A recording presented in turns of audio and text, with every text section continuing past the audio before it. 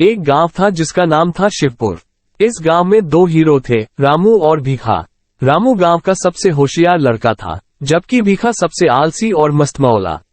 दोनों में गहरी दोस्ती थी, पर उनके स्वभाव में जमीन आसमान का अंतर था। रामू हमेशा नए नए प्रयोग करता रहता था और भीखा हमेशा उसे देखता और हंसता। एक दिन रामू ने सोचा कि वो गांव में बिजली लाने का एक तरीका ढूंढेगा, ताकि लोगों को रात में भी उजाला मिले। उसने एक पुरानी किताब में पढ़ा कि कैसे धूप से बिजली बनाई जा सकती है। उसने एक योजना बनाई और भीखा को अपने साथ शामिल करने की कोशिश की। भीखा, अगर हम इस योजना को सफल बनाते हैं तो हमारा गांव रात में भी रोशन हो जाएगा, रामू ने उत्साह से कहा। भीखा ने हंसते हुए कहा, अरे रामू, तू भी ना। चल, कुछ मजेदार करते हैं, ये किताब छोड़ दे। रामू ने हिम्मत नहीं हारी और अपने काम में जुटा रहा। वो दिन भर मेहनत करता और शाम को भीखा के साथ बैठकर अपने विचार साझा करता।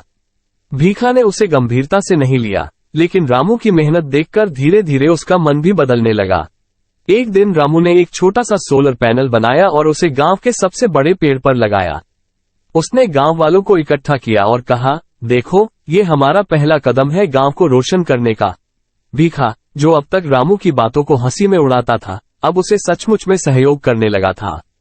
उसने गांव वालों से कहा, रामू ने मेहनत की है, हमें इसे सफल बनाना है।